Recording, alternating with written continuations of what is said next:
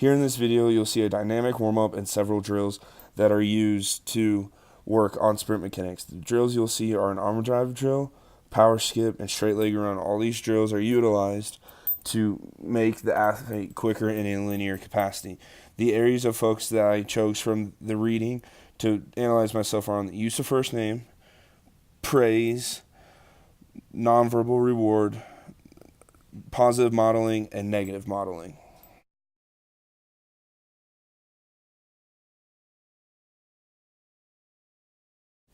Here throughout this video, you'll see two examples of positive modeling and negative modeling.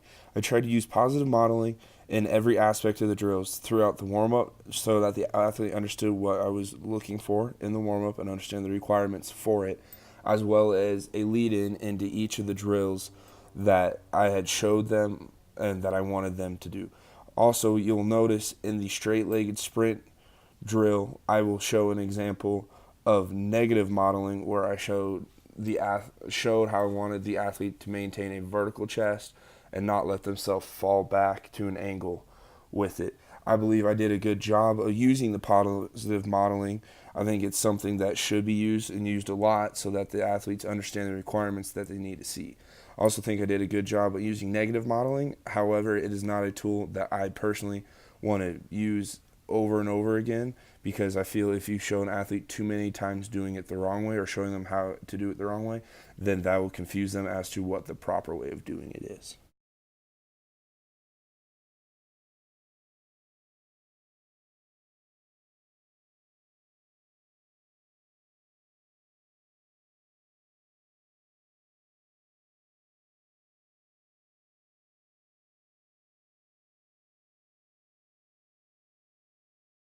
After reviewing the film in its entirety, I think the two areas from the literature that I need to focus on the best for my improvement are use of first name and nonverbal reward.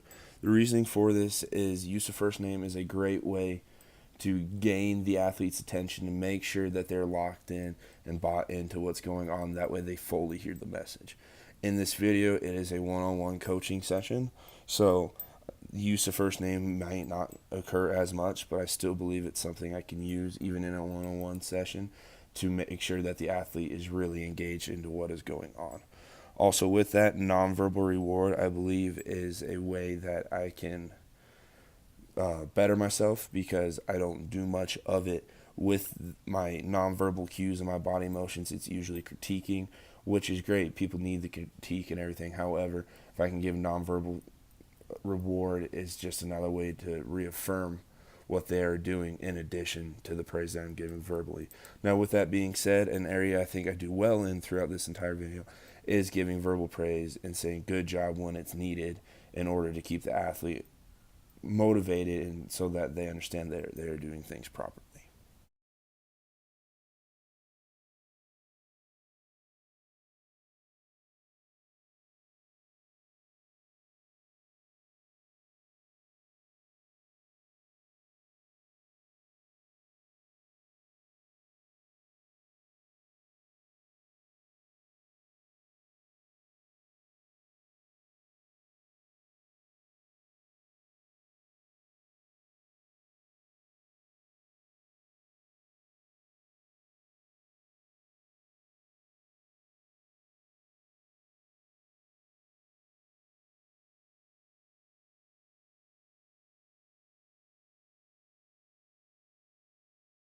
Okay, so the next thing I want you to do is we're gonna work on arm pumps. I want you to get down on both knees right here. So the other 5 aspects in my coaching that I want to make sure I critique and look at through video are a lead-in example, so teaching every drill at the beginning with a good example, kind of a school circle lesson form, length of critique in the middle of a drill where I'm not becoming too long-winded with it, disrupting the flow of a drill or the flow of practice, maintaining athlete engagement, making sure I am moving around during the drills and stuff so I can see things from different angles and things not being stagnant, standing in one area, and then wrapping up each drill, bringing it from a part to a whole philosophy so they can understand the big picture.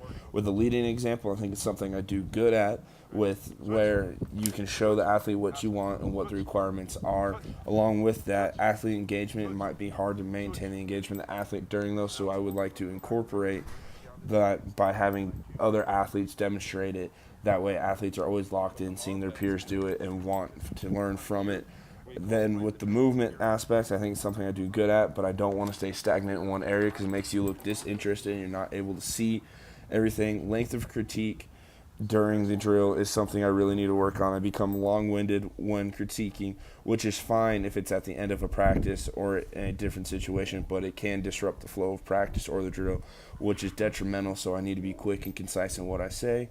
Finally, I need to do a better job of taking the different drills that are used throughout the practice and bringing them back to a whole aspect. So in this video, we didn't film to bring it back to full sprints.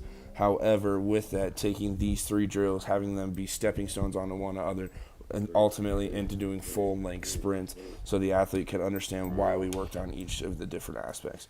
Overall, those are the 10 aspects I think that I need to really focus on. I think I do a good job on several of them, and with that, need to maintain that, but with others, also understand that there are improvements that need to be made and work on those improvements to better my coaching. Shake them out. We're going to do that one more time, okay? Okay. So we'll go in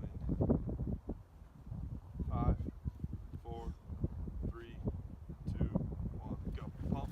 Pump. Don't let your elbows flare out. Try and keep them tight to your ribs. Good. Keep going. Keep going. Keep going. Fast, fast, fast, fast. And relax. Good. You can stop it. Try and get as high as we can and as far out as we can. So when I'm going, right, I'm here, I'm going to skip out high, and I want them in succession of each other. Try to see how far we can get with 6 skips. So I want 3 each leg, okay? And no gather steps, right? So I'm here, I skip, I'm into the next skip and work that good knee drive, right? Like where we're here with this, I want that good knee drive, what you're doing on your knee hugs. Okay. I want that good arm pump, okay? So, and you go to that next skip, aggressive as hard as you can with your arms, okay? No count. Okay.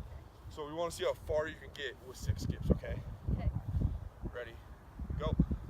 1, high, come on, 2, 3, 4, 5, 6, good.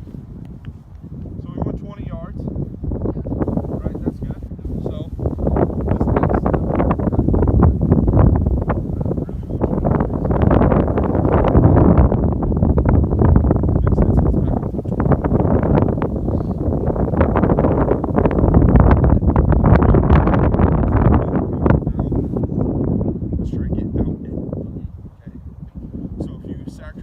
this next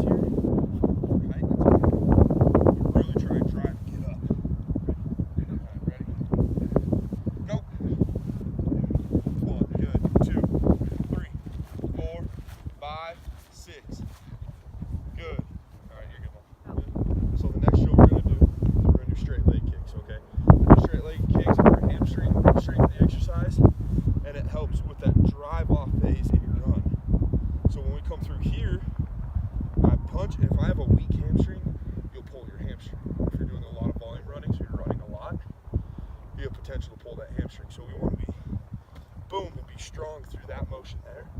So this helps with it. So what I want you to do is we're going to go 15 yards. You're going to start off fast and short with it, but you're keeping your legs straight, toes dorsiflex back, clawing at the ground. So it's right here. And then when you get further out, you're going to build up into bigger kicks. Start short, choppy, and as fast as you can, build up into bigger kicks, okay? So, ready, set, go. Good.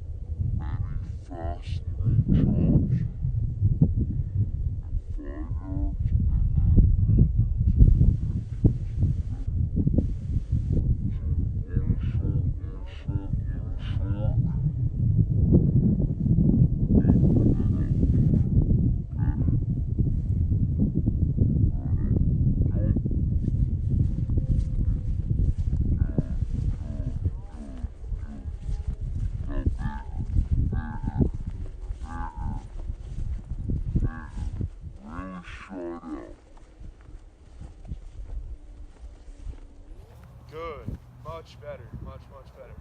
So when we're on these last ones, we're almost bounding, right? So it's almost like I'm really running, but I'm out here. So try and get to the distance with the two, okay? Alright, last set through the 20. Ready? Go. Good arm pump, good arm pump, good arm pump, good. Get big, build big, build big, build big. Good.